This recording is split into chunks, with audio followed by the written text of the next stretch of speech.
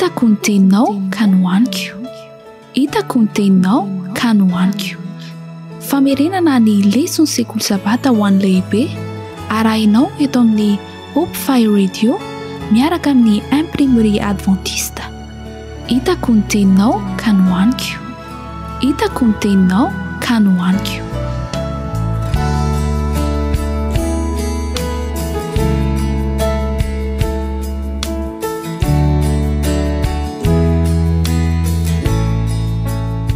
Mbola faly miarabantsika mpiara-mianatra mahalala natratra izany izy fotoana ahafahantsika mandinika sy mianatra ny lesona sekoly sabata izao.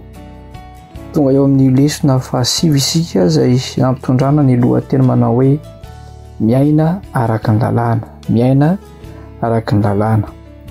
Mialohan'ny hidirantsika ao anatin'izany lesona izany dia manasanao hanondrika ny lohanao fa hivavaka isika.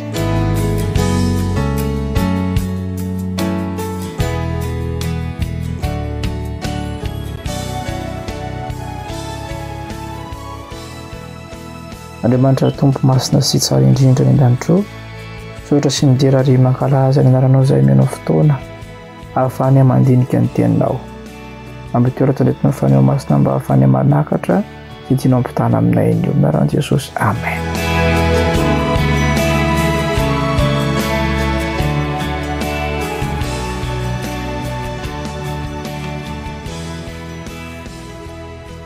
Lesona fahasivy, miaina araka ny lalàna. Tamin'ny herinandro lasa isika dia nahita ilay fanekena tao Sinay.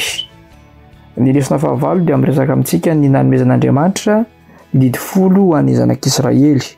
Fa amin'ity lesona fahasivy ity kosa isika dia hiezaka ho fampiarana izany izay indrindra no antony nanomezana ilay lohateny hoe miaina araka ny lalàna. Ny andininy natao fitadidy dia ilay voalaza ao amin'ny Exodosy 20, ny andininy 2:20 ka hatramin'ny andininy 7:20. Exodosy 20, ny andininy 2:20 sy ny andininy 7:20. Ary hoy Jehova tamin'i Mosesy, izao no lazaonao amin'ny zanak'Israely. Ianareo efa nahita fa tany an-danitra no nitenenako taminareo, koa aza manao Andriamanitra volafotsy na Andriamanitra volamena ho anareo ho fanampiko. Mino fa mandritry ny herinandro dia ho averimberina zany andinina zany ka tena ho tadiditsika atao tsy anjery tokoa. Manana faniriana Andriamanitra. Ao anatin'izany faniriana Andriamanitra zany dia mba hiavahan'ireo vahoakany manoloana ny firenena izay manodidina azy. Tiany aorina ho fikambanan'ny mpino feno fanorantena izy ireo ary fikasany fatratra ny iainan'izy ireo eo ambany fitarihany sy ny fahefany. Indrindrindrindra ny ileferany vahoakany eo ambany lalàny. Tamin'izany fotoana izany teo amin'ny vanim-potoana nisy zanak'Israely dia nisy ireo mpitsara izay notendrena manokana ka ny andraikitra izy ireo dia ny fampiarana ny lalàna ary nisy koa ireo mpisorona izay miandraikitra ny fampianarana izany lalàna izany. Na dia teo aza nefa ny mpisorona dia nitana sy nandray andraikitra manokana ny ray aman-dreny, izany hoe nitana anjara toerana lehibe izy ireo teo amin'ny fampianarana sy fampitana ny lalàna ho an'ny zanany.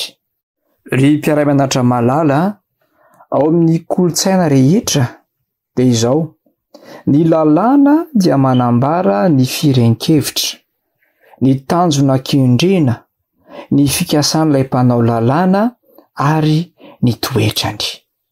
Misy ohatra moa nomeny lesona ao amin'ny fampidirana ary mbola ao anatin'izany lesona sabata izany sika amin'izao fotoana izao.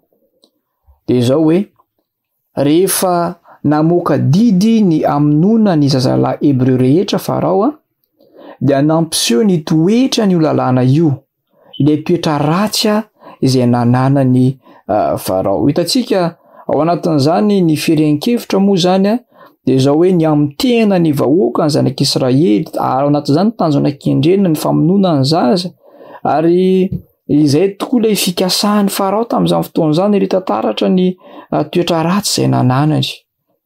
Raha ohatra koa nefany eo amin'ny firenena anankiray misy mpanjaka izay mamoaka lalàna manao hoe izay olona 12 taona rehetra eo amin'ny fanjakana dia hahazo fanabeazana ambony maimaim-poana, dia maro no handray izany ho pirofo ny fahalalan-tanan'ny mpanjaka sy ny faniriany hampandroso ny fireneny. Ry namako, masina sy marina ny didy folo. Dia toy izany koa Andriamanitra, izay ilay toetra n'Andriamanitra ao anatin'ilay izy, izay fahamarinan'Andriamanitra izay, ilay fitiavan'Andriamanitra izay no antony nanomezana ny didy folo. Ary izao manambara ny tenany ny lalàn'Andriamanitra, izany hoe hitantsika ao anatin'izany lalàn'Andriamanitra izany, ao anatin'ireo didy folo ireo ny fitiavany, ny fahatsarany, ny fahendreny, ny fahamarinany ary ny fanoherany ny faharatsiana. Tsy vitan'izany ihany nefa fa izao mitondra fiainana be da be ho antsika ny lalàna ary miaro antsika amin'ny loza sy ny fanojonana. Izany hoe rehefa mitandrina ny lalàna isika dia voaharo amin'ny loza ary voaharo amin'ny ozona izay mety hanjoantsika. Misy 3 ny fototry ny lalàn'Andriamanitra.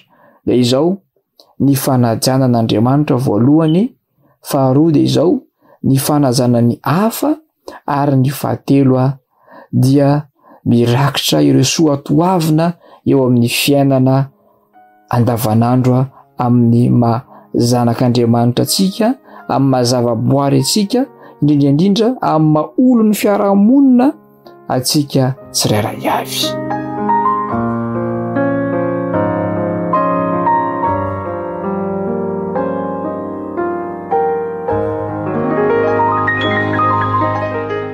Tonga eo amin'ny lesona alahady isika ireo lalàn'ny fanekena. Rehefa nanome ny lalàny taosinay Andriamanitra ry namako dia izao nametraka fototra mba ampianarana ny vahoakany mikasika ny fomba mety hananan'izy ireo fiainana masina amin'ny lalàn'ny fifandraisana aminy. Kanefa natao ampiarina teo amin'ny fiainana andavanandro ireo fitsipika ny lalàna. Noho izany dia nanome lalàna fanampiny azy ireo Andriamanitra, ilay antsoina hoe bokin'ny lalàna izany, ary anjarany mpitsara manokana ny miandraikitra sy manara-maso ny fampiarana ireo lalàna ireo araka ny tokony ho izy. Ao amin'ny boky Patriarika sy Mpaminany takelaka fa 9:900 dia mitondra fanampanazavana makasika an'io bokin'ny lalàna io. Izao no voalaza: tsy vonina ankamamy ireo fitsipika feno evidalina voafina ao amin'ireo didy folon'ny lalàn'Andriamanitra akory Israely, fa efa donto sy simba ny fanandehozana elabe sy ny fampikasoana tamin'ny fanampotsampy ny sainy. Nomen'Andriamanitra didy fanampiny hoento manazava ny hevitra raketiny sy ny fanatanterahana izany izy mba hanampy azy ary fantatra bebe kokoa ny toetrany sy ny fitandremany izany. Nantsoina hoe bokin'ny lalàna ireny didy fanampiny ireny matetika satria voalohany nodinihana tampahendrena sy fahamarinana fatratra izy ireny, faharoan'izany raha amoaka didy ny mpitsara dia tsy maintsy mijery azy. Nisaraka tamin'ny didy folo izy ireny ka i Mosesy no nampita azy tamin'ny olona. Rehefa avy nanome ny lalàna fototra ny didy folo Andriamanitra ao amin'ny Exodosy 20 dia miresaka indray ny Exodosy 1:20 ka hatramin'ny Exodosy 3:20 makasika ireo fitsipika manokana nomena mba entina hanazavana ireo fitsipika fototra dia ny didy folo izany. Izany hoe ireo fitsipika nomena ao amin'ny Exodosy 1:20 ka hatramin'ny Exodosy 3:20 dia nentina mba ho fanampim-panazavana mba hazahoana ireto zanak'Israely ireto bebe kokoa ny tian'Andriamanitra tongavana eo amin'ny fiainan'izy ireo. Maro ireo andiny voalaza ao anatin'izany toko izany izay mirakitra ireo fitsipika ary natao izany mba ampianana ny fianaky ny faharatsiana sy ampirindrana ny fiarahamonina teo amin'ny zanak'Israely. Ny voalohany ka hatramin'ny faharoa amby telopolo ao amin'ny Exodosy toko fa 1:20 dia ahitantsika ireo fitsipika manokana nomena momba ireo andevy hebreo, ny vonoan'olona ary ny ratra ara-batana. Miavaka tokoa ny lalàna mahakasika ny fanandevozana ary tsy tokony hafangaro amin'ny fanao ratsy izany amin'ireo fomba fanaon'ireo olona sasany izay manao tsinotsinona ny andevo na manao tsinotsinona ireo mpiasa ao aminy. Ny andevo hebreo mantsy dia tena narovana sy nomen-danja tokoa. Eo amin'ny fiarahamonina moderna sy tamin'ny vanim-potoana antenantenany dia izao ny andevo na ny mpanompo dia fanana n'ilay tompony tanteraka ka afaka anaovana izay tiana anaovana azy. Tsy izany anefa no fomba fitondrana andivo ara-baiboly fa voafetra hoen'ny taona ihany ny asan'izy ireo ary ny taona fahafito kosa dia alefa izy ireo, omena fahafahana izy ireo raha tsy hoe angamba ilay andevo mihitsy no miteny hoe zay hijanona hanompo anao dia afandray izay zavatra izay. Ary omena sabata malalaka ihany koa ireo andevo ireo. Tsy vitan'izany ihany fa mbola omena ireo zavatra fototra ilainy eo amin'ny fiainana ihany koa. Misy fantaniana ao anatin'ny lesona ary ilana valiny avy amin'ny tsiraray avy izany. Na dia efa nofoanana ara-dalàna aza ny fanao ratsy amin'ny fanandevozana any amin'ny ankamaroan'ny firenena eto amin'izao tontolo izao, dia inona avy ireo fomba ratsy sasany mbola misy hatrany mandraka ankehitriny ary inona no azontsika atao eo amin'ny faritra misy antsika mba hiadiana amin'izany. Manampy anao bebe kokoa mahaliana io fanontaniana io ny famakiana ny Exodosy toko 1:20 ny andininy voalohany ka hatramin'ny andininy faharoa amby 30.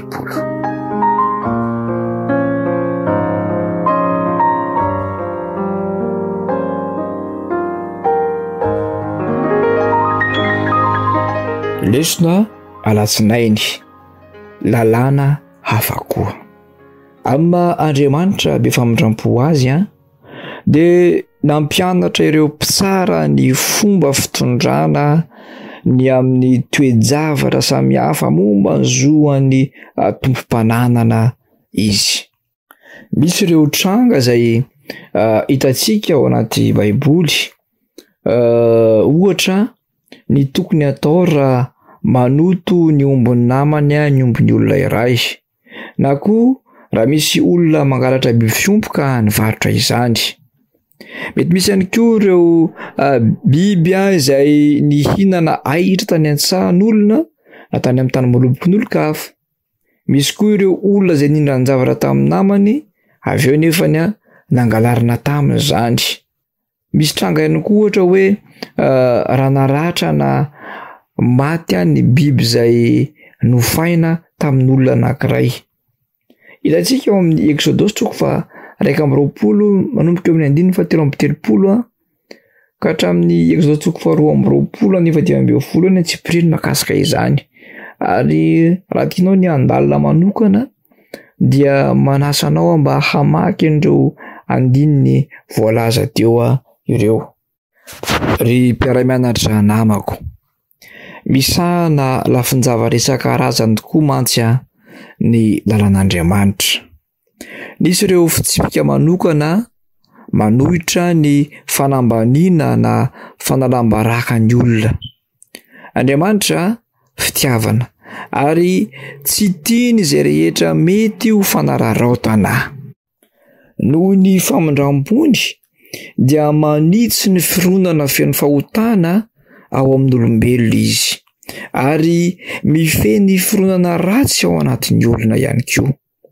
natao arovana ny fiarahamonina, ny ratsy fongorana ary ny fifandraisana tsara eo amin'ny olona no tokony hokolokoloina. Noho izany dia tsy maintsy manapaka ny fihetsika sy ny atao rehetra ny fahamarinana sy ny fitiavana. Andriamanitra moa dia tompony firindrana ary ao amin'ny Exodosy 7:20 ny andininy 10 ka hatramin'ny andininy 9:10 dia miresaka mahakasika ny sabata sy ny fanompom-pivavahana mandritrireo andro firaviravona ary fampatsiahivana ireo tranga manan-danja teo amin'ny tantaran'ny famonjena. Narafitra tsara ny fanompom-pivavahana satria io no fototra teolojika iorenan'ny hetsika rehetra. Hitantsika ny Genesis 2 fa tamin'ny famoronana dia naorina ny sabata. Mifandray amin'ny fanafana ny fanavotana ny Israely zany ao amin'ny Exodosy 20:15 ka hatramin'ny 1:10 ao anatin'ny didy 10 dia didy 4 izany. Ny sabata dia maneho mazava tsara ny fiankohofana amin'Andriamanitra amin'ny mahampamorona azy, amin'ny mahampanavitra azy ary amin'ny mahatombotsika azy.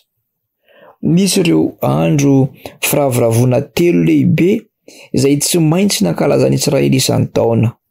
Voalohany amin'izany ny Pasika, na ny andro ny mofo tsy misy masirasira rehefa lohataona izany.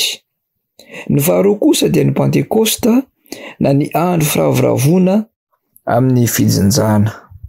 Ny fahatelo dia ny fetin'ny tabernakely, na ny andro firaviravona amin'ny fanangonana vokatra amin'ny fararandro. Ireo andro ireo dia natokana manokana mba anaovana fotoana miavaka, anaovana fanompom-pivavahana mba ahafahana mankalaza sy midera an'ilay mpahary.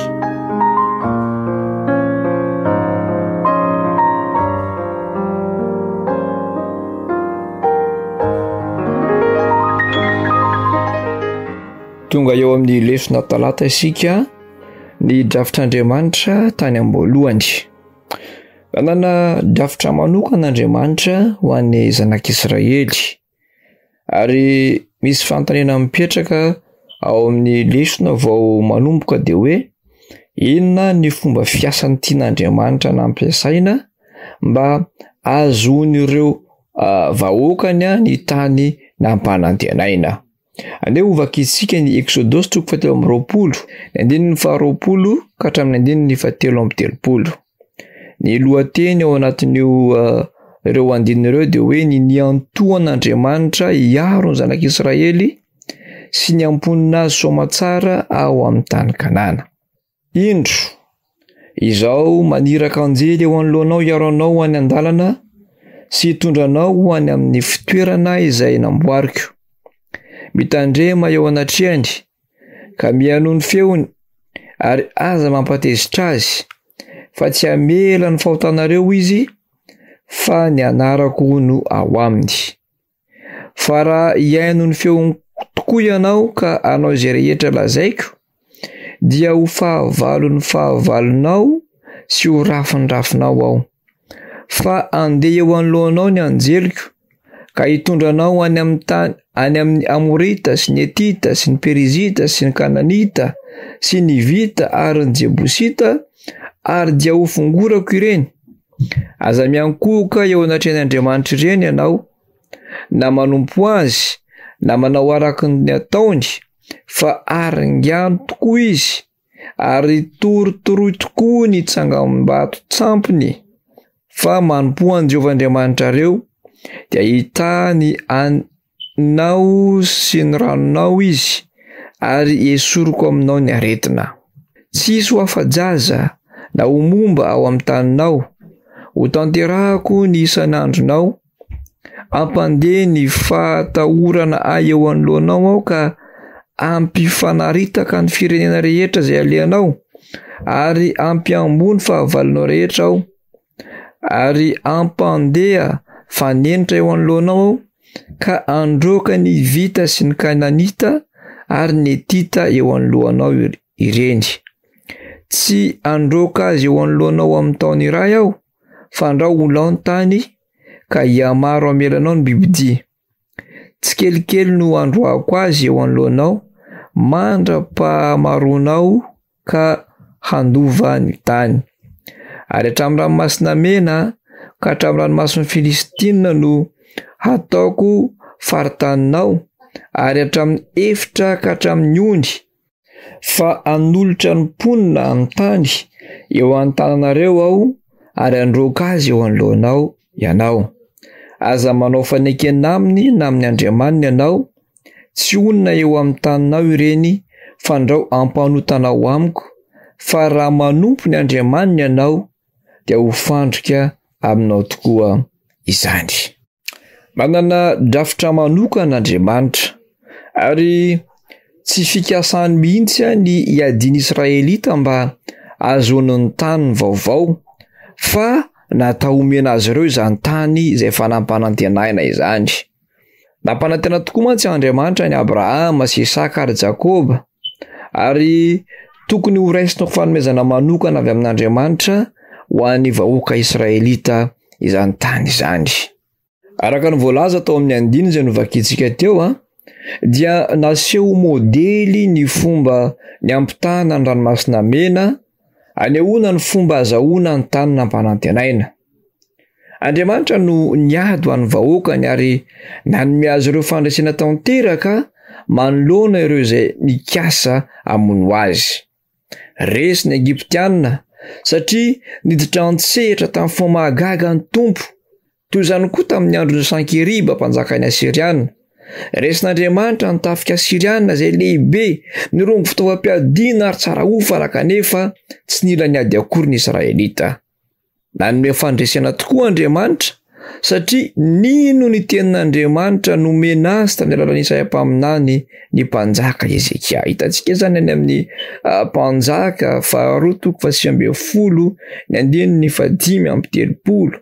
Izany hoe Andriamanitra ary mpiara-mianatra malala dia vonona ny hanome fandresena ho an'ny zanany mandrakariva rehefa manaraka ny fitsipika sy ny lalàna izay apetrany ny zanany. Mbola manan-kery zany satria Andriamanitra tsy miova ho maly an'io mandrakizay.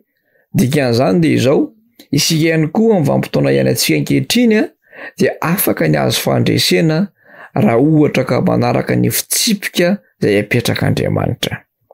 Nampahafantarin'Andriamanitra ny Abrahama tokoa mantsy fa tsy omena ny taranany avy hatrany ny tany nampanantenaina raha tsy aoriany 7 taona.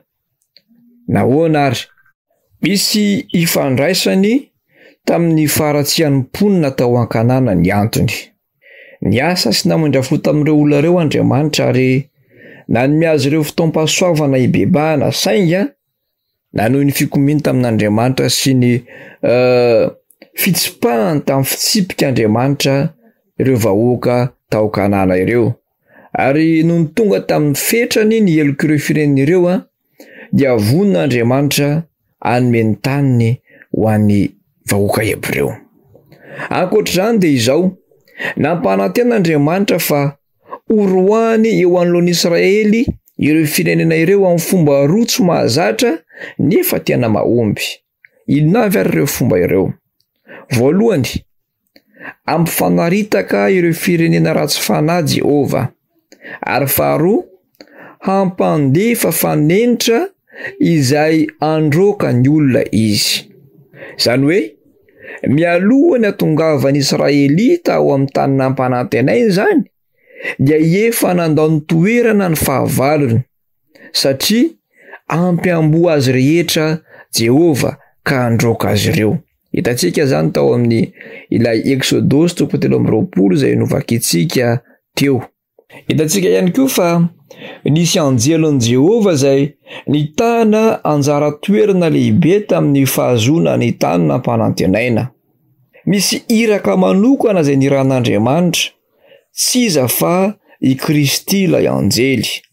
Izy ilay nitarika ny Israely, nandresy tany maro ary niaro azy ireo. izy no andraona nitarika azy ireo noho ny andro ary andry afo kosa noho ny alina. Tsy maintsy nitandrina tsara ny Israely ary tsy maintsy niaino azy satria nanana ny fahefan'Andriamanitra izy. Raha fitintsika zany ny lesona talata dia izao hoe efa tany am-boalohany mihitsy Andriamanitra no efa nanana drafitra manokana ny amin'ny azahoany zanak'Israely ny tany Kanana ary efa nipetrapetraka ny planin'Andriamanitra mahakasika izany. Ny tsiambaratelo fotsiny dia izao: ny fanarahany ireto vahoaka Israelita reto ny fitsipika izay napetrak'Andriamanitra ary ny fanekena n'ilay mpitarika dia Kristy izany no antoka anankiray azahoany izy ireo tany Kanana amin'ny fomba mahagaga. Dia tahaka izany koa isika, ny fanekena ny fitsipik'Andriamanitra eo amin'ny fiainantsika no tsiambaratelo azotsika fahombiazana eo amin'ny fiainana.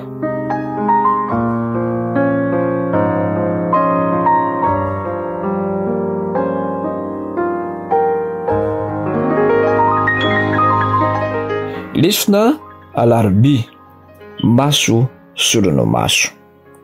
Rehefa nitoroteny teo an-tendrombohitra Jesosy dia nanonona andininy avy amin'ny testameta taloha. Andininy soratra masina izay fantatry ny olona loatra izany andininy izany.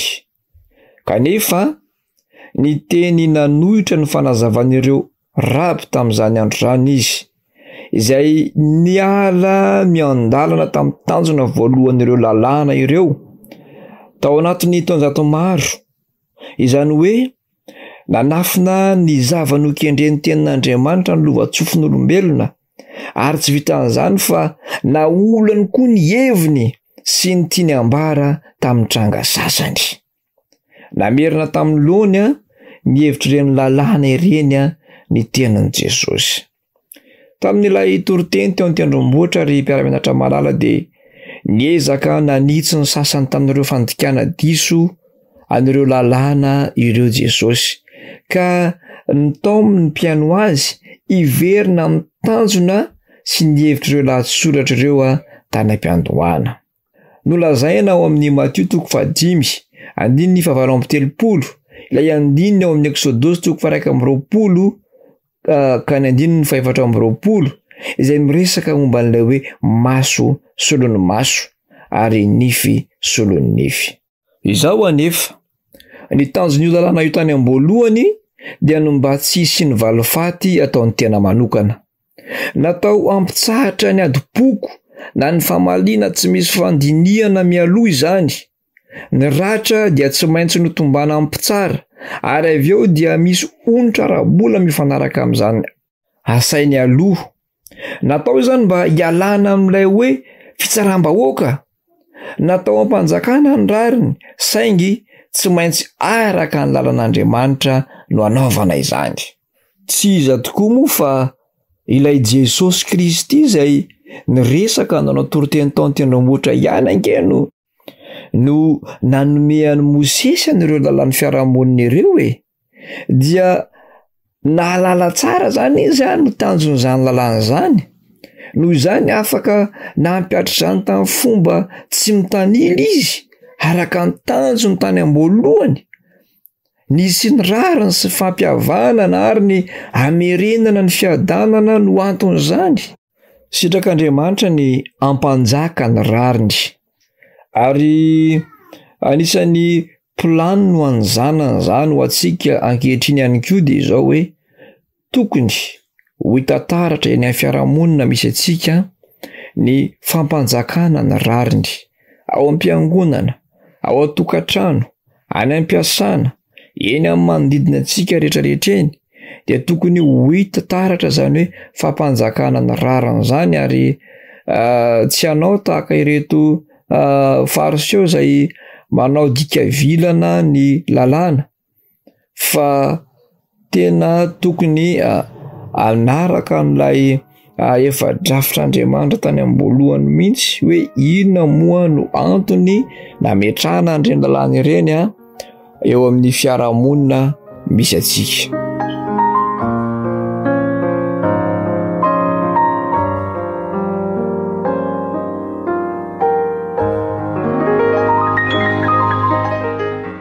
hiditra amin'ny lesona alakamisy isika valifaty.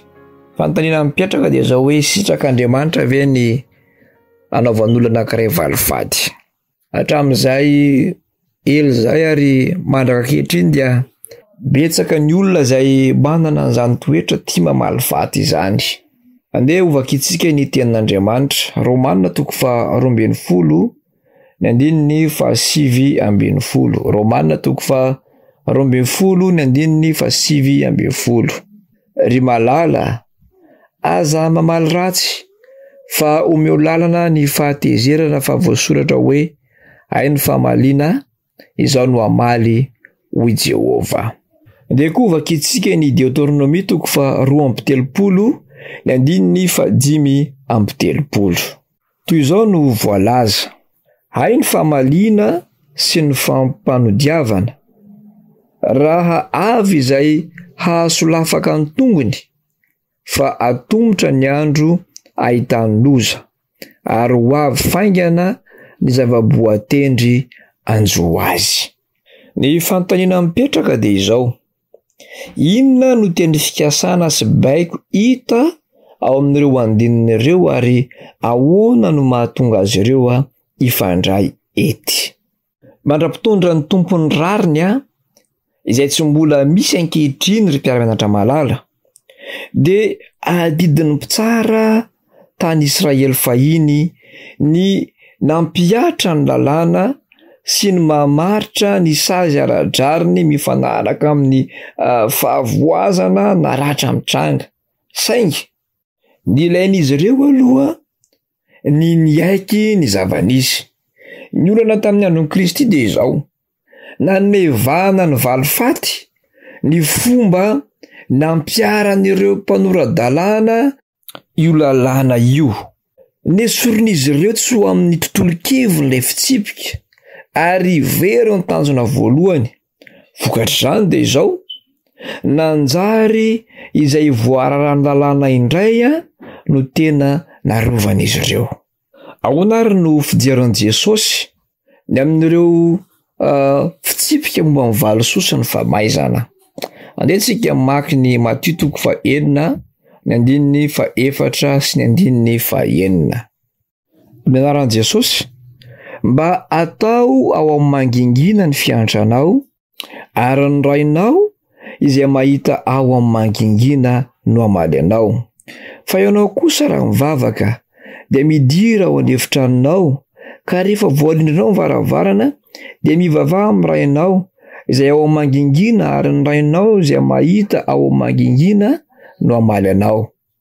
Manasanao ihany koa hamaky ny Matthieu 4:20 ka ny andininy 7:20, ny Luka 4:1 ny andininy 7:20 ary ny Timoty 2:4 ny andininy 9. Ahitantsika ny resaka valisoa sy ny fahamaliana izay ataon'Andriamanitra ireo andininy ireo. Jesosy Kristy dia tsy nanohitra ny fitsipiky ny valisoa sy ny fahamaizana mihitsy. Mifandraika amin'ny fanarahana fitsipika ny rariny ary ampahany manan-danja amin'ny fiainana zany. Kanefa tsy misy olona tokony haka ny toeram-pitsara na ny mpamono olona araka ny fiheverany ny rariny. Mora amintsika tokoa ny mamadika ny rariny.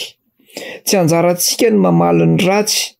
Raha misy ratsy tokony hovaliana dia tsy maintsy atao amin'ny alalana fitsarana tsy miangatra izany. Izany no asan'ny mpitsara. Amin'izao fotoana iainantsika izao dia ohatra ny manjavozavo ny rariny ary ohatra ny tsy tatsohony zany rariny zany. Sarotra tena sarotra le izy. Nisy fotoana nanatrika tribonaly anankiray tao amin'ny lapan'ny fitsarana zany.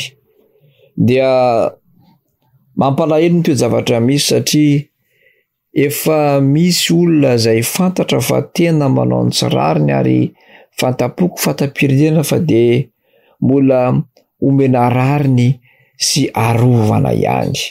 Tsy tahaka izany nefa ny tena sitrapon'Andriamanitra fa tokony tsy miangatra ny fitsarana. Izao no lazain'i Jesosy amintsika ao anatin'izany tontolo-kevitra izany. Aoka ho tanteraka ianareo toy ny fahatanterany rainareo izay any an-danitra. Ahoana ary no ahatonga antsika ho tanteraka toa an'Andriamanitra mihitsy? Vitantsika ve izany? Azontsika atao ve izany? Afaka hananantsika ve izany fahatanteran'Andriamanitra izany? Ny fitiavana ry mpiara-mianatra namako, ny fitiavana feno fiheverana ny hafa, tsy misy fitiavan-tena no toetra tena mampiavaka an'Andriamanitra. Io fitiavana io no ampianarin'ny Kristiany mpianany mba hitiany fahavalony sy hihavanan'izy ireo amin'izay manenjika azy. Ny fahatanterahana marina dia fitiavana, famelan-keloka ary famindram-po. Na dia ho an'ireo izay tsy mendrika izany aza, io fitsipika io sy ny asa mampihetsika vokatr'izany no atao hoe maneho taratra ny toetra n'Andriamanitra. Tiako ny hamalinao ireto fanontaniana ireto. Amin'ny fomba ahoana avy no mety ahaizantsika amin'ity ny hafa isan'andro araka ny baiko nomena antsika? Nahoana no mitaky ny fahafatesan'izao mandrakariva izany fitiavana ny hafa izany?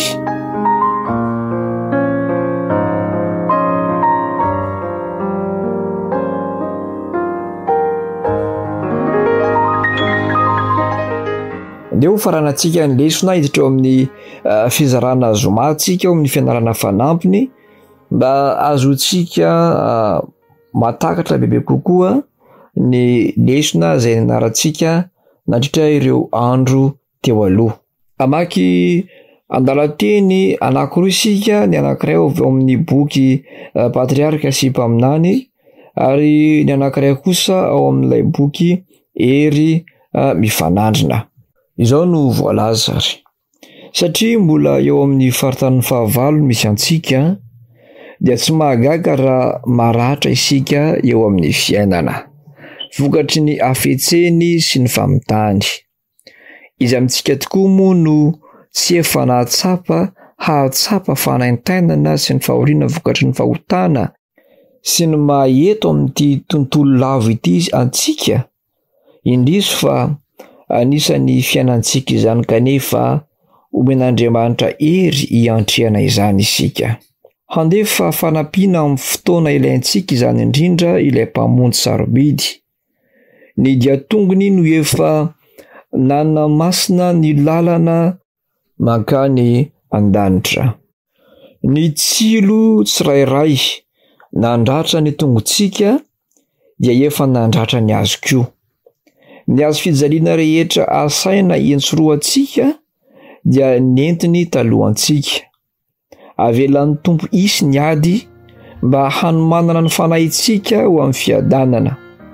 Fizantoetra mahamay ho amin'ny vahoaka an'Andriamanitra ny andro fahoriana, nefa io no fotoana tokony hiandrandran'ny tena mpino tsirairay ka ahitany amin'ny alalan'ny finoana ny havan'ny teny fikasana manodidina azy. Izay no lesontsika ry mpiara-mianatra malala tamin'ny lesona fahasiviny ary ny firariana dia izao hoe ny mba hananantsika toetra mahay mampanjaka ny rariny mandrakariva ary mba hahafahantsika miaina araka ny lalàna izay napetrak'Andriamanitra.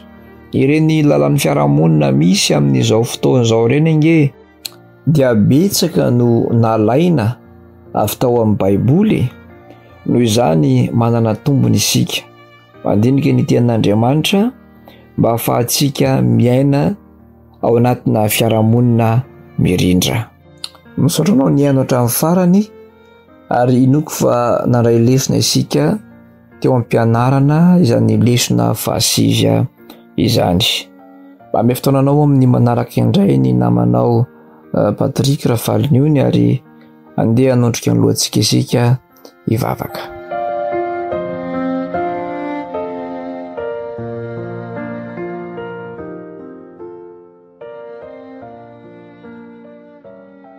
andriamanitra tomponay masina sy tsara indrindra ny an-danitro misaotra sy midehitra ary mankalaza ny anaranao no menao fotoana na hahafahanay nianatra ny lesona sekoly sabata teo. Ampitoera atao anatinay ny fanay masina mba hahafahanay mampanjaka ny rariny eo amin'ny fiainanay, hahafahanay mampiatra izany lesona izany eo amin'ny fiainanay, hahafahanay manaraka ireo fitsipika rehetra izay napetraka ao eo amin'ny fiainanay. Dia aza mahafona masaraka anay tompo masino fa miara aminay mandrakariva, fa tononona sy angatahana amin'ny anaran'i Jesosy zavavaka izany. Amen.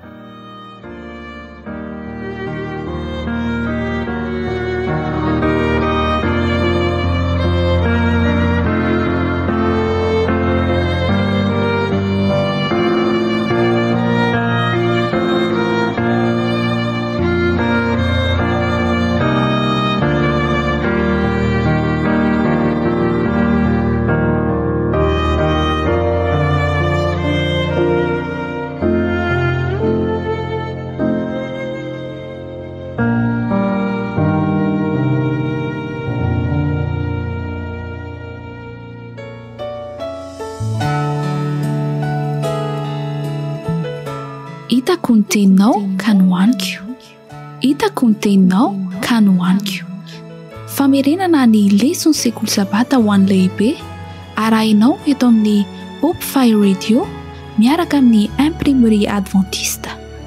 Hitako ny teninao ka nohaniko, hitako ny teninao ka nohaniko.